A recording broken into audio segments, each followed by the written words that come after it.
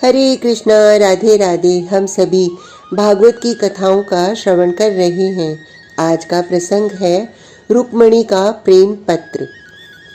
विदर्भ राज्य है, इसकी राजधानी है कुंडिनपुर। राजा वहाँ के भीष्मक हैं। उनके 5 पुत्र हैं। ज्येष्ठ पुत्र का नाम है रुक्मी। इनकी कोई पुत्री नहीं थी। राजा को इसी बात की चिंता थी। आज ये स्नान करने के लिए गए तो सरोवर में इन्हें एक सुंदर सी कन्या खेलती हुई मिल गई। इस कन्या के चरणों में चक्र, शंख आदि शुभ चिन्ह अंकित थे। इस कन्या के देह से कमल की सुगंध प्रकट हो रही थी, जो वातावरण को सुगंधित बना रही थी।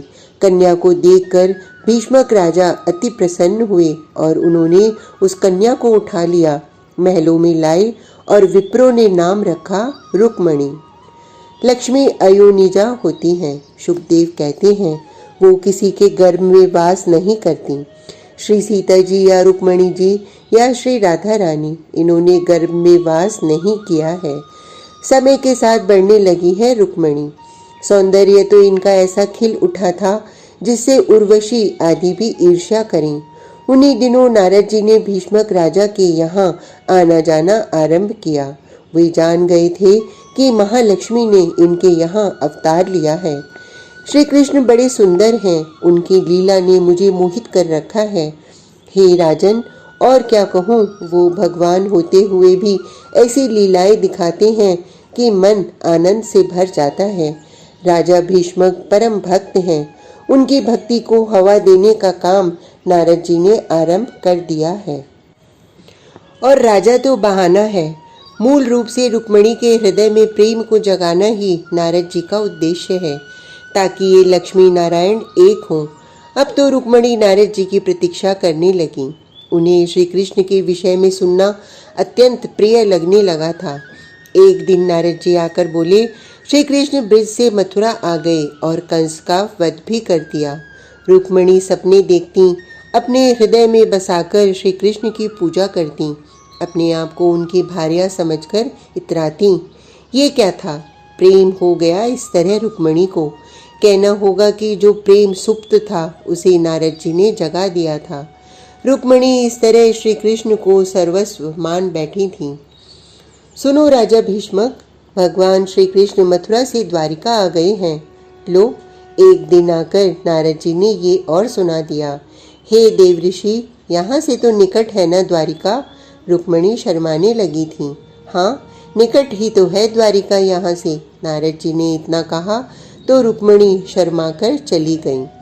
एक दिन बड़े भाई रुक्मी ने शिशुपाल से अपनी बहन रुक्मणी का संबंध पक्का कर दिया। मित्र था शिशुपाल, इसलिए अपनी बहन उसी को देने का विचार बनाया।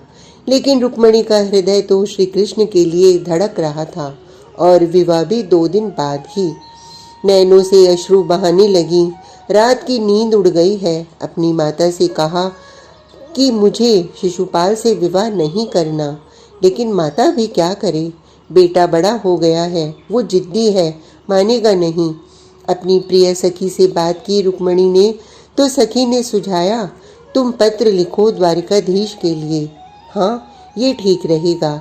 और अपने पुरोहित है ना, उनको संदेश वाहक बनाकर भेजो। देखो, सब ठीक हो जाएगा। वो आएंगे? रुक्मणी पूछती हैं। क्यों नहीं आएंगे, अवश्य आएंगे।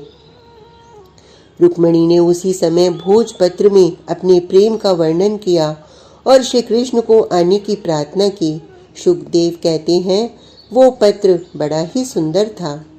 हे भुवन सुंदर, आपके गुणों को मैंने सुन लिया है, और आपके गुणों को जो सुन लेता है ना, वो आपका ही हो जाता है। मैं आपकी हो गई हूँ, मुझे लेने आओ ना। रुक्मणी ने यहीं से पत्र लिखना आरंभ किया था। हे सुंदर प्रियतम, इन नेत्रों का लाभ यही है कि ये आपको देखें। इन कानों का लाभ है कि आपको सुने। त्वचा का लाभ है कि आपको छुएं। और इस नासिका का लाभ है कि आपके श्री अंगों से आने वाली सुगंधित सुवास का आनंद लें। मैं नारी हूँ। नारी सलज्ज होती है, लेकिन आपने मुझे निर्लज्ज कर दिया। मैं अब कह रही हूँ, आप आओ और मुझे अपनाकर यहाँ से ले जाओ। रुक्मणी खो जाती हैं पत्र लिखते हुए। ना, मैं दीनहीन नहीं हूँ, मैं आपसे याचना नहीं कर रही, क्योंकि नाथ, प्रेम कभी याचना नहीं करता। मैं क्यों याचना करूँ? मैं अच्छे कुल की हूँ, शील, रूप, विद्या सब मेरे पास भरपूर है। मेरा जन्म अच्छे कुल में हुआ है। मैं चंचला नहीं हूँ, मैं गंभीर हूँ, और आप भी ऐसे ही हैं, बिल्कुल मेरी तरह। जोड़ी अच्छी रहेगी, इसलिए मैं कह रही हूँ, आप आइए और मुझे यहाँ से ले जाइए। रुक्मणी पत्र लिखते हुए शर्मा रही हैं। मैंने आपको अपना पति मान लिया है, ये लिखते हुए मुझे लज्जा आ रही है। मेरे हाथ कांप रहे हैं नाथ, किंतु अब लज्जा का समय नहीं है ना। प्रेम में लाज कैसी? मैंने अपना शरीर आपको दे दिया है। नहीं नहीं, शरीर ही नहीं, अपना मन, बुद्धि, चित्त, अहंकार सब कुछ आपका है। अब इस देह में मेरा कहने जैसा कुछ भी नहीं है, इसलिए आइए और मुझे अपना बनाइए। पत्र लिखते हुए रुक्मणी लेट जाती हैं, फिर अपने नेत्रों को मूंद लेती हैं।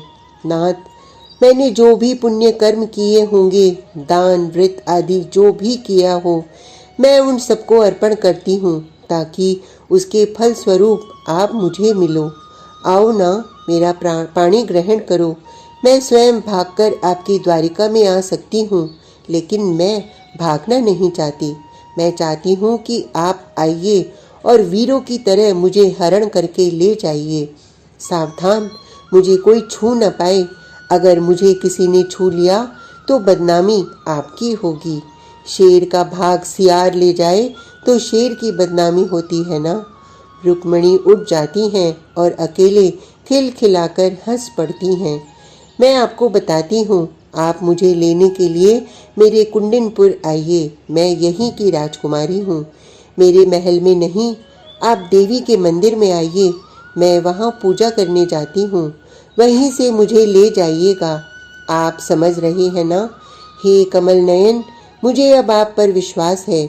आप आएंगे, आप अवश्य आएंगे। अगर नहीं आए तो ये रुक्मणी अपने प्राणों को त्याग देगी। इतना लिखकर पत्र को चूमती है रुक्मणी और दौड़ते हुए बाहर आकर अपने पुरोहित जी के हाथों में दे देती हैं। पत्र लेकर पुरोहित जी चल पड़े हैं द्वारिका। आज का प्रसंग इतना ही।